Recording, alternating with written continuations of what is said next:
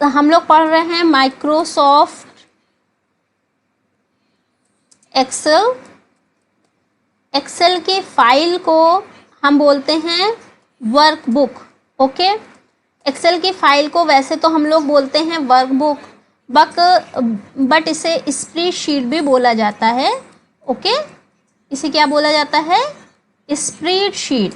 Spreadsheet का मतलब होता है कि जो भी शीट जो है वो रोज एंड कॉलम्स में डिवाइड हो, यानी कि जहाँ पर मैथमेटिकल वर्क करना होता है उस शीट को ही वर्कशीट या वर्कबुक बोला जाता है। ओके, अगर हम इसके पेजेस की बात करें तो पेजेस को यहाँ पर बोलते हैं शीट। ओके, और बाय डिफ़ॉल्ट यहाँ पर 3 शीट्स होती हैं। बाय डिफ़ॉल्ट यहाँ पर 3 शीट्स होती हैं, बाकी हम आगे जितनी भी ले सकते हैं। उसके बाद इसका जो एक्सटेंशन नेम होता है, एक्सटेंशन नेम होता है .xls x। ओके, अगर हम 2003 की बात करें तो .xls ही रहता है, लेकिन अगर 7 या अबव वर्जन की बात करते हैं .xls x होता है। हेलो माय डियर फ्रेंड्स, कैसे हैं आप लोग? आई होप सब अच्छे से होंगे। मैं हूं उज़मा, आपकी कंप्यूटर ट्रेनर, और आप देख रहे हैं CKC, that is computer knowledge centre where your dreams come true. और आज के इस क्लास में हम लोग एक्सेल की पूरी शीट के बारे में जानेंगे। शीट में cell, row number, cell address, ये सारी चीज़ें क्या होती हैं और हमें क्या क्या चीज़ें पढ़नी है वो सब हम देखेंगे। जैसे कि आप लोग जानते हैं कि वर्ड एक्सेल की फाइल को स्प्रेडशीट बोलते हैं, और इसमें जो भी पेजेस होते हैं ये शीट कहलाते हैं। और इसमें जो भी वर्क होता है वो कैलकुलेशन का वर्क होता है, यानी कि sales report, salary report, bills, marksheet, इस तरह की रिपोर्ट्स यहाँ पर तैयार की जाती हैं। उसके अलावा बहुत सारे फंक्शंस, फॉर्मूलाज हैं जिनका यूज़ करके हम अपने काम को बहुत जल्दी और बहुत बेहतर तरीके से कर सकते हैं।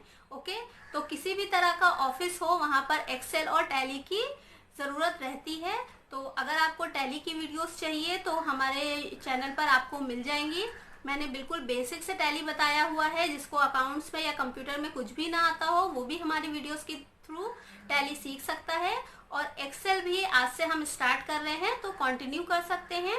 तो अगर आपको एक्सेल की या आगे आने वाले कोर्सेज की नोटिफिकेशन चाहिए तो आप चैनल को सब्सक्राइब कर लीजिए, और अगर वीडियोस अच्छी लगती हैं तो प्लीज़ लाइक एंड शेयर करिए। Okay, thank you.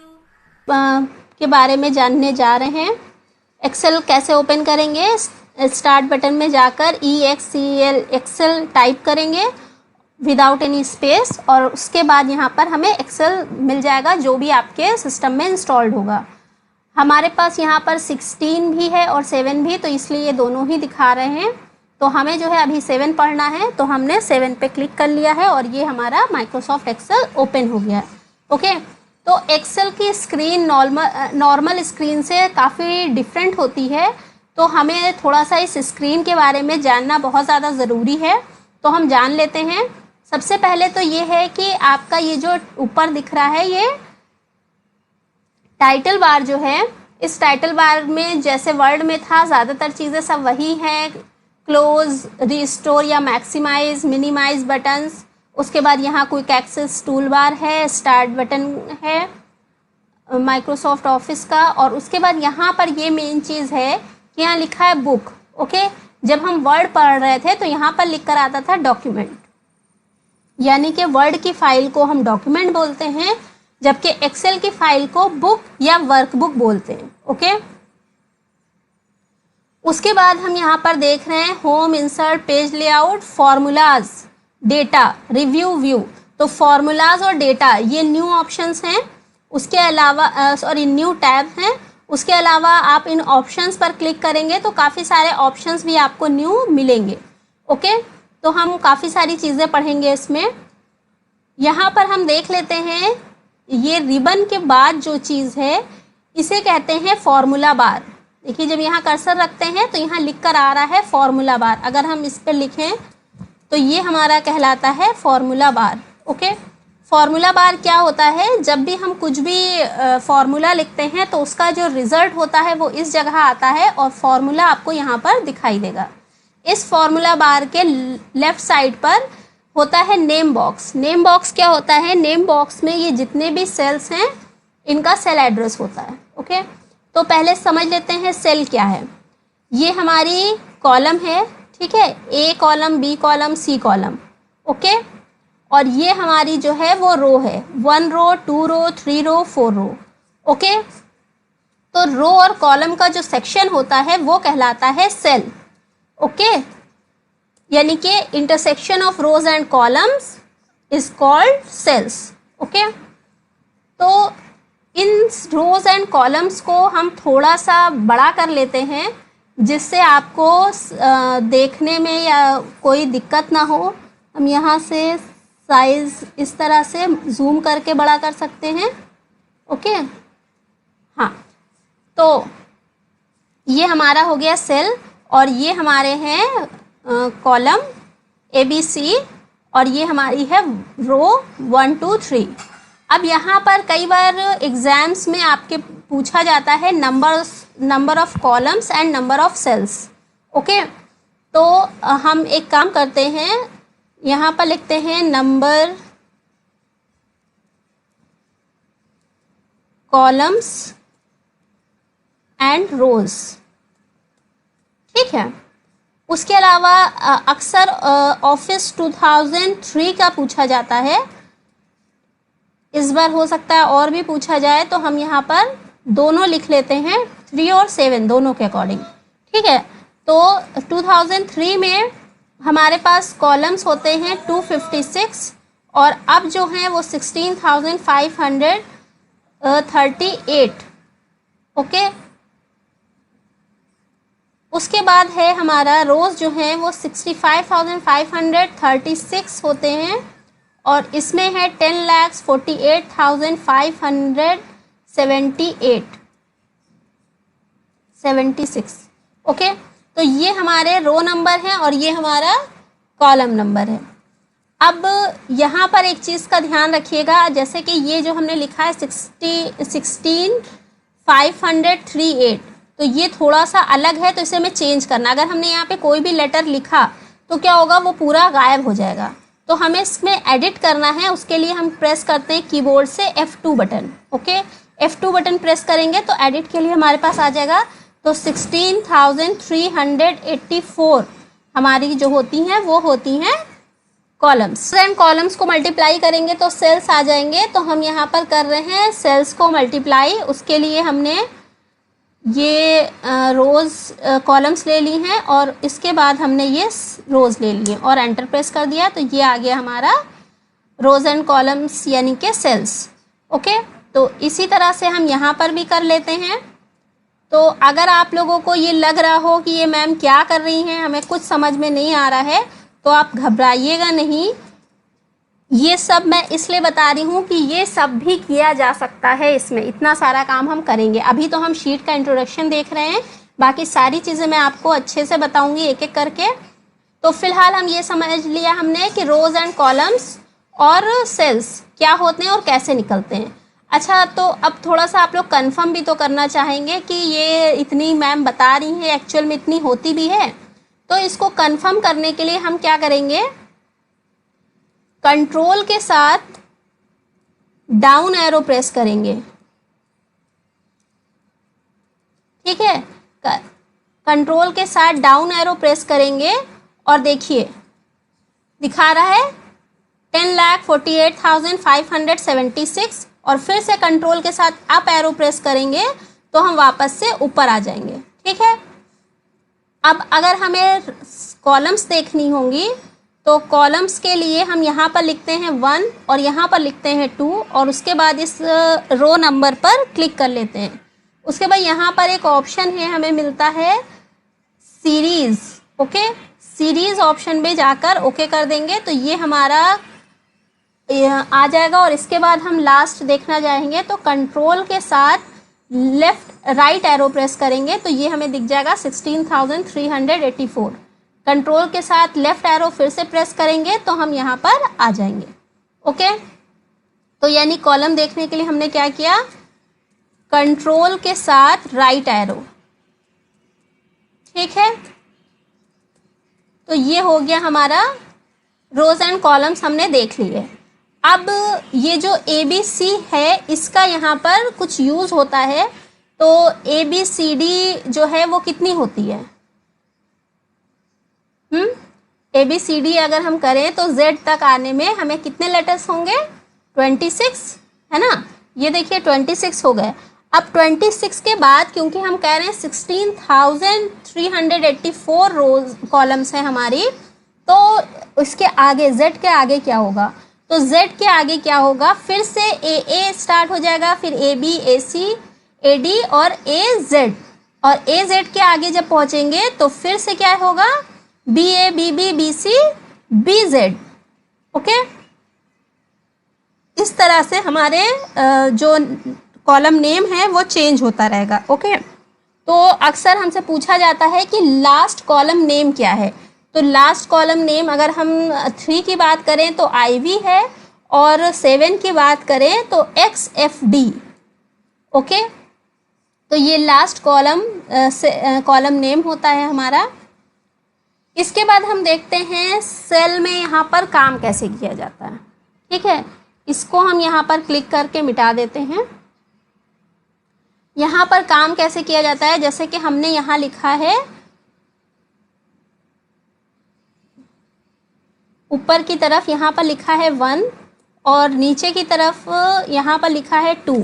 ठीक है, अब देखिए इसमें ये जो प्लस आ रहा है, ठीक है, इसका आप ध्यान रखिएगा कि नॉर्मल कहीं पर भी आप काम करते हैं तो नॉर्मल पॉइंटर आता है, बट एक्सेल पे काम करते हैं तो ये इस तरह का प्लस आता है। ये प्लस जो है वो डॉक्टर्स वाला प्लस होता है, जिस तरह से डॉक्टर यूज़ करते हैं, डॉक्टर के बोर्ड्स पर जो लिखा होता है वो वाला प्लस है। तो हम क्या करेंगे, किसी दोनों सेल को हमें सेलेक्ट करना है, तो किसी भी एक सेल पे रखकर शिफ्ट के साथ डाउन एरो, या नीचे हैं तो शिफ्ट के साथ अप एरो ले सकते हैं, या फिर जैसे नॉर्मली सेलेक्ट करते हैं माउस क्लिक करके ड्रैग कर लेंगे।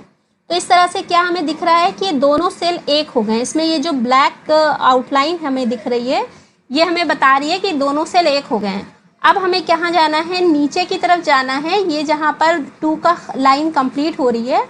और अब देखिए इसका एरो का पॉइंटर जो है वो बिल्कुल चेंज हो गया है। ओके, ये महीन प्लस में चेंज हो गया है। अब हमें क्या करना है, माउस का लेफ्ट क्लिक प्रेस करना है और क्लिक को छोड़ना नहीं है और ड्रैग प्रेस करते रहना है। ठीक है, तो ड्रैग नीचे करते रहेंगे और क्लिक छोड़ेंगे नहीं तब तक जब तक हमें अपनी ज़रूरत की चीज़ मिल ना जाए। ठीक है, तो हमें क्या मिल गया, यहाँ पर सीरियल नंबर्स मिल गए। तो इसी तरह से अगर हमें 10 लाख 5 लाख भी चाहिए, हमें कई थाउजेंड भी चाहिए, तो वो भी हम यहाँ कर सकते हैं। जैसे हमने यहाँ 2 और 4 लिखा, अभी यहाँ पे 1 और 2 ही रहने देते हैं, और फिर इन दोनों सेल्स को एक करके हमने यहाँ से ड्रैग कर लिया। और ये आप जितना ड्रैग करेंगे 200 500 वहाँ तक ये चला जाएगा। ओके, तो हम कभी भी डेटा या रिकॉर्ड्स लिखते हैं तो उसमें सीरियल नंबर की हमें ज़रूरत पड़ती है, जिससे हमें पता रहे कि कितने स्टूडेंट्स हैं या फिर कितने एम्प्लॉयज़ हैं। तो उसके लिए हमारे पास ये ऑप्शन होता है। इसी तरह से अगर हम कोई और नंबर लिखते हैं, यहाँ पर 2 और यहाँ 4 लिखकर दोनों को सेलेक्ट करके और यहाँ से ड्रैग करते हैं तो ये हमें दे देगा। इसका मतलब ये है कि जो भी आपका फर्स्ट और सेकंड सेल के बीच में डिफरेंस होगा, उसी डिफरेंस से हमेशा आपके जो वैल्यूज़ होंगी वो आएंगी। ओके, तो आई होप ये आपको समझ में आ गया होगा। उसके अलावा हम यहाँ पर ऐसे भी कर सकते हैं, जैसे हमने लिखा SUN, ठीक है, और यहाँ पर ड्रैग किया तो ये सन कौन सा है, सूरज वाला सन नहीं है, ये संडे मंडे वाला सन है। ओके, ठीक है, तो Sunday Monday Tuesday Wednesday Thursday Friday Saturday Sunday. Okay, अगर हमें इस तरह से कहीं पे भी नेम्स लेने हैं तो हम ले सकते हैं, और संडे के आगे अगर हम फिर से आगे ड्रैग करेंगे तो ये फिर से मंडे ट्यूसडे इस तरह से स्टार्ट हो जाएगा। इसी तरह से जैन अगर हमें लेना है, यानी कि जनवरी फरवरी तो हम यहाँ पर क्लिक करके इस तरह से ला सकते हैं। तो ज़रूरी नहीं है कि हम 12 टाइम्स ही लाएं। अगर हम ज़्यादा भी यूज़ कर रहे हैं, यानी कि 2-3 साल का भी कोई रिकॉर्ड अगर हमें बनाना है, तो हम इसको इस तरह से यूज़ कर सकते हैं। और ज़रूरी नहीं है कि जनवरी से ही स्टार्ट करना है। अगर हम किसी और मंथ से स्टार्ट करते हैं तो उस मंथ से भी हम इसे ड्रैग करा सकते हैं, तो वहाँ से भी ये इस तरह से आ जाएगा। ओके, इसी तरह से अगर हम फुल स्पेलिंग लिखेंगे तो फुल स्पेलिंग में आ जाएगा, तो आप करके देखिएगा। लेकिन अगर यहाँ पर हम किसी का नाम लिखते हैं, जैसे कि हमने यहाँ पर लिखा है CKC, और अब हम इसको ड्रैग करते हैं तो ये इसी वर्ड को कई टाइम्स रिप्लेस कर देगा। ओके, जहाँ तक हम रिप्लेस कर पाएंगे। तो ये जो ड्रैग करने का काम है, ये बहुत ज़्यादा इम्पॉर्टेंट काम है और ये बहुत ज़रूरी होता है। उसके बाद हम देखते हैं यहाँ पर लिखा हुआ है सबसे नीचे की तरफ, नंबर्स के नीचे शीट 1, शीट 1, शीट 2, शीट 3। तो ये शीट 1, शीट 2, शीट 3 हमें क्या बता रहा है? ये हमें बता रहा है कि ये इतने सारे पेजेस हैं। पहला पेज ये है जिस पर हमने वर्क किया है, और अगर हम सेकेंड शीट 2 पे क्लिक करेंगे तो ये शीट 2 दूसरा पेज वैसे ही आ जाएगा। शीट 3 पे क्लिक करेंगे तो तीसरा थर्ड पेज ऐसे ही आ जाएगा। और इसी तरह अगर हम इस फोल्डर पे क्लिक करेंगे तो नेक्स्ट शीट 4 आ गई, शीट 5 आ गई, यानी कि ये पेजेस हैं। ओके, वर्ड में फाइल को डॉक्यूमेंट बोलते थे, पेज को पेज ही बोलते थे। यहाँ पर वर्ड को वर्कशीट बोलते हैं या वर्कबुक बोलते हैं, और यहाँ पर जो भी फाइल होती हैं उन्हें शीट बोला जाता है। ओके, तो ये आई होप आपको अच्छे से समझ में आया होगा। अब हमें एक चीज़ और देखनी है, यहाँ पर सेल का एड्रेस। ओके, तो सेल का एड्रेस क्या होता है? किसी भी सेल का नेम जो है वो कॉलम नेम और रो नंबर को मिलाकर बनता है। जैसे कि इस सेल का नेम क्या होगा, देखिए येलो जो दिखाई दे रहा है, इससे भी आप समझ सकते हैं ये है A और ये है 1, यानी कि इस सेल का नेम क्या है? A1। और यहाँ पर हम देख रहे हैं इस सेल का नेम क्या है? A2। और इस सेल पर आते हैं तो इसका नेम क्या हो जाएगा? C1। और इस सेल पर आते हैं तो इस सेल का नेम क्या हो जाएगा? D2। ओके, इस तरह से यहाँ पर अगर हम आ जाते हैं तो इस सेल का नेम क्या होगा? ये G है और यहाँ पर 8 है, यानी कि G8। यहाँ पर आते हैं तो क्या हो जाएगा? J6। ओके, तो इस तरह से हमारा सेल एड्रेस होता है। अब सेल एड्रेस का क्या यूज़ होता है? जैसे कि हम यहाँ पर अगर इन तीनों नंबर्स को प्लस करना चाहते हैं, जोड़ना चाहते हैं, तो सबसे पहले हम लगाते हैं इक्वल का साइन। ये चीज़ आप ध्यान रखिएगा, ये क्वेश्चन अक्सर एग्जाम में पूछा जाता है कि एक्सेल में कोई भी फॉर्मूला किस साइन से स्टार्ट किया जाता है। उसमें आपको बहुत सारे ऑप्शन दे देंगे जिसमें एस्ट्रिक और एक्स इस तरह की चीज़ें होंगी। तो हमें ध्यान रखना, इक्वल के साइन से हमेशा कोई भी फॉर्मूला स्टार्ट होता है एक्सेल में। अब सेल एड्रेस किसका क्या है? जैसे कि ये जो फर्स्ट सेल एड्रेस है, यहाँ से हमें जोड़ना है, तो ये सेल का एड्रेस क्या है? G और 1। ओके, तो यहाँ पर हम G1 लिख लेंगे, इक्वल G1, फिर प्लस का साइन लगाएंगे। फिर इस सेल का एड्रेस क्या है? H1। ओके, फिर आगे बढ़ेंगे तो फिर इस सेल का एड्रेस क्या है? I1। ओके, और एंटर प्रेस करेंगे तो इनका टोटल हमें दिखाई दे जाएगा। इसी तरह से पर्टिकुलर किसी सेल को माइनस करना है, जैसे कि हम मान लीजिए इस सेल को माइनस करना चाहते हैं,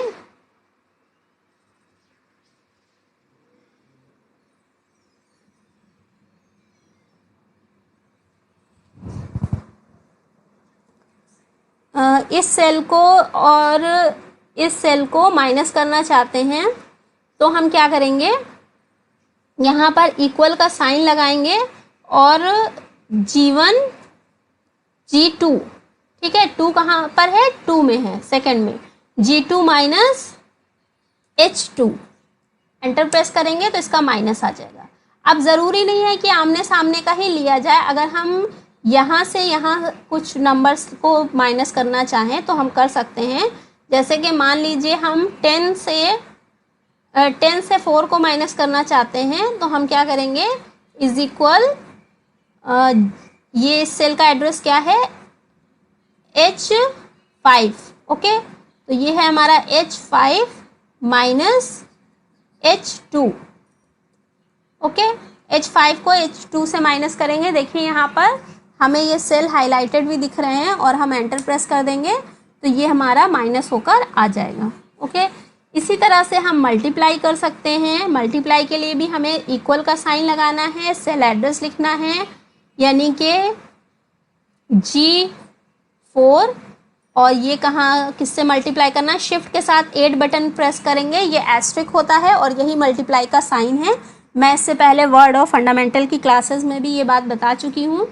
तो H4 okay, H4 G4 H4 को मल्टीप्लाई कर दिया तो ये इसका मल्टीप्लिकेशन आ गया। ओके, इसी तरह डिवीज़न, मॉडुलस और सारी कैलकुलेशंस हम कर सकते हैं।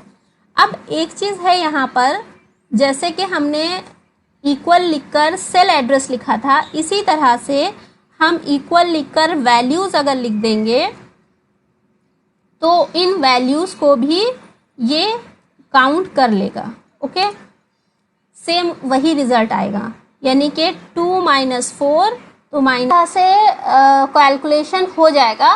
बट अब इन दोनों में डिफरेंस क्या आएगा, यहाँ पर हमने फॉर्मूला से किया है और यहाँ पर हमने जो है वो नॉर्मल वैल्यूज़ लिख कर किया है। ओके, तो यहाँ पर डिफरेंस ये आएगा कि अगर हम यहाँ पर कोई वैल्यू चेंज कर देंगे तो जहाँ पर हमने सेल एड्रेस लिया था वहाँ पर वैल्यू चेंज हो जाएगी, लेकिन जहाँ पर सिर्फ वैल्यूज़ ली थी वहाँ पर वैल्यू चेंज नहीं होगी।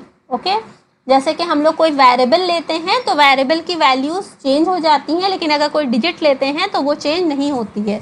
तो उसी तरह से यहाँ पर सेल एड्रेस जो है वो एक तरह के वेरिएबल का काम करता है। ओके, उस वेरिएबल में हम डायरेक्टली वैल्यूज़ डालते रहते हैं। आई होप ये चीज़ आपको अच्छे से समझ में आ गई होगी। तो विंडो इसकी जो एक्सेल की स्क्रीन है वो आपको क्लियर हो गई होगी। अब आपके लिए एक होमवर्क है, ये होमवर्क जब आप करके रखेंगे तभी नेक्स्ट क्लास में हम आगे की चीज़ें कर पाएंगे। उस होमवर्क में आपको क्या करना है, आपको यहाँ पर थोड़ा सा हम बड़ा कर लेते हैं। आपको यहाँ पर लिखना है रोल नंबर, यहाँ लिखना है नेम, यहाँ पर कुछ सब्जेक्ट्स नेम लिख देने हैं, कुछ भी आप अपने हिसाब से ले सकते हैं। ओके, ये हमने सब्जेक्ट नेम लिख लिए हैं। उसके आगे आपको यहाँ लिखना है टोटल और यहाँ लिखना है परसेंटेज। ओके, तो इसमें आपको यहाँ पर रोल नंबर अपना जैसे कोई भी सीरियल नंबर ले लेंगे या फिर इस तरह से ले सकते हैं H1005, ठीक है। और नेम यहाँ पर डाल दिए अमित, कुछ भी डाल सकते हैं। मार्क्स आपने डाल दिए, ठीक है। तो इतना काम कर लेंगे आप। तो इस तरह से कम आप 100 रिकॉर्ड्स, कम से कम 50 to 100 रिकॉर्ड्स बनाकर रखेंगे। 50 to 100 रिकॉर्ड्स जब होंगे तो हम इसमें आपको और सारे जितने भी होम के ऑप्शंस हैं वो सारे आपको बता पाएंगे। ओके, तो नेक्स्ट क्लास में हम लोग होम पढ़ेंगे, लेकिन उसके लिए आप लोग प्लीज़ अपने पास एक शीट तैयार करके रख लीजिएगा और मैंने जो कुछ भी आज बताया है उसकी अच्छे से प्रैक्टिस कर लीजिएगा और उसको लिख लीजिएगा। ओके, तब तक के लिए बाय।